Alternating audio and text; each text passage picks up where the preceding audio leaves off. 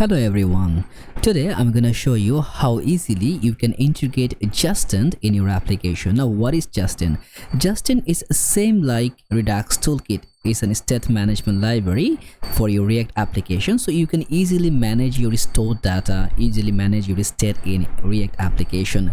Now for that Redux toolkit, there's a lot of dependencies. You need to install a lot of like 2 or 3 dependency, and then you need to initialize it with a root layout. Then you need to just inject with the provider and a lot of other things. It's a very hassle to to configure that, but for Zustand it's very simple. You don't need to inject in any other way. Pretty much there is a lot of things which Redux provide which is not you can get by Zustand, but there is a lot of things Zustand provide which is very easy to get. So today I'm gonna implement that. I'm gonna show you how easily you can implement. Then it's up to you, whatever you want to feel preferable, but I really like Zustand for right now, and I'm gonna show you how you can integrate. And to go with that, I just create a simple beat project here. If I just make it smaller, as you see, that's my project which is running in localhost 5173. It's just a simple application, and if you want to know how to get started with the beat, you can just go over here, click get started, then read the documentation, start your project. Then just it's very simple, and you can follow any of the video in my channel. There's a lot of things over there.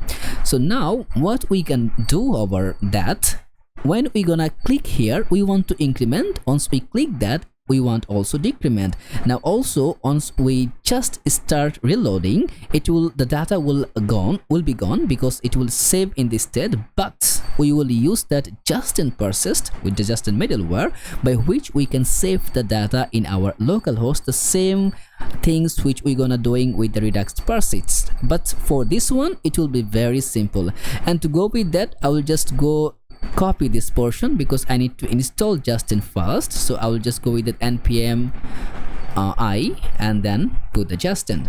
So now to do with the things, what I'm gonna do is that in the source folder I'm gonna take a new directory which is going to my lib directory, and inside that lib I'm gonna just create a file which is going to be counter store.js. You can prefer any name you want to give, but for me it's just suiting that because I'm gonna just create the counter. So now as you see this much code from here, I'm gonna copy that. You can feel free to go within the inner documentation. There's a pretty much very good easy documentation. You can go with the introduction, you can go with the updating state and all the properties, so you can go with the full sigma. But for me I will just follow that primary code, and I'm gonna just do it here. As you see what I'm doing, it's just creating a store. Just get the create from Zustand which having the power to create the store. Then I'm making that use store and then create set, and that's it. So now instead of that use store, I will make that use count store, or you can give any name preferable, and I'm gonna export it, otherwise I will not be able to use it. So now I am having two things, one is the count, one is that ink property. So what I'm gonna do here, I'm gonna just grab it this two property which going to be count and inc, and it will be a from it will be okay.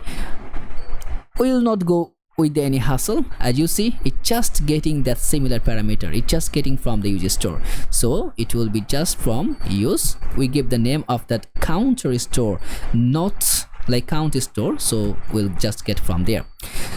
So now as you see the value, we can just replace that value with our count value. So just put count, and we will not be seen which value is that. As you see, that's the one value we are here. If we put 10, it's just 10. So let's put 1 here, and we're gonna just deploy one function which is the increment function. And what actually is doing, let's see. If you're familiar with the Redux, you will just be along with that because it's the same of that Redux properties. As you see, it's getting the state, and then it getting the count parameter here, and then state.count is just passing 1 with that. So if I go here, put an on click event, and I'm gonna make that ink for the increment. If I click, as you see, and if reload, it's just coming in one value and it's just hitting. And see, that's the setup. I'm not doing anything fancy. That's the entire setup for this thing. So now instead of that ink value, I'm gonna make it name of that increment, and I'm gonna copy that, I'm gonna paste it here, which going to be decrement, and that decrement which going to be for instead of minus plus value, it's gonna be minus.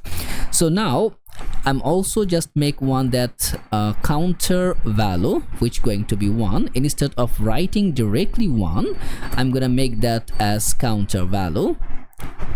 Okay, also you can pass the counter value here also if you want, it's up to you. So now instead of that ink, I can get that increment and decrement properties. So now I have two more function I can provide, which it will be decrement, and here it will be increment. So one it will be just plusing, one it will be just creating minus data. So let's put that, you see. Okay, but the problem is that with the minus, it's going below minus section. I don't want to be do that. If it's just equal to 0, then it should be just stop here. Okay, so now how we do that? So it's better to keep counter value at 0. So here we're gonna put the things. So what I'm gonna do, write a simple condition that state dot count. If it's bigger than 0, it will be there. Oops, if it's bigger than 0, then okay, just let me copy again. I think I missed something. Cut. Okay, if state dot count is bigger than 0, then that, otherwise 0. Okay, state dot count. Okay, I need to put that mark. Yes. So now if I go here, clicking, okay, yeah, you see, now it is stopped. So it's not increasing right now, so my function is working properly. And if I put that counter value of 5, as you see, it's increasing by 5 and decreasing by 5, but not going below than 0. But the problem is one here, if I just make reload, it's just disappearing. We don't want it to be disappear. How actually we can see that? We can use the persist. So it will be import and persist from Zustand middleware. As you see, from the create till the set, I'm gonna cut all, then I'm gonna make that persist, I'm gonna define that function, I'm gonna just replace it. Of course it will go because there is some more setup we need to provide. So here I'm gonna pass an object because I need to say where the data will be there. So it will be just give a name of counter, and then I'm gonna it can be optional for that get storage, but it's better to provide. And here I'm gonna say local storage because by default it will just go in the local storage. So if I reload, as you see, that things is now okay. If I inspect here, and let me just go open my application, okay, make it bigger, and as you see, there's a counter value here. Right now it's giving me 10, and if I increase, you see 45, and it's increasing. Even I reload, it's there, and also if I remove that, it's there. But what if I delete that? If I just make that delete, it's gone. If I refresh, it's 0. But if again I do it, refresh, because it's again stay here. So now what is happening, my data is now saved in real time.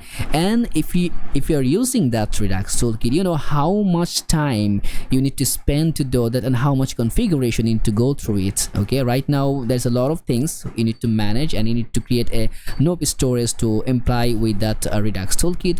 But for that Zustand, you just go with a simple way. I think that is really powerful, and of course my channel is getting also more powerful with lots of videos, so please to like and subscribe. And there is one thing, is another e-commerce project is coming, coming very soon, and it will be state will manage by the Zustand. So just be familiar with that if you're following me, because from next video onwards you will get Zustand instead of Redux toolkit. So now I think you can create your own store using Zustand and just go with some of the implication to how you can easily use it and manage it. And I'm gonna see you in next video.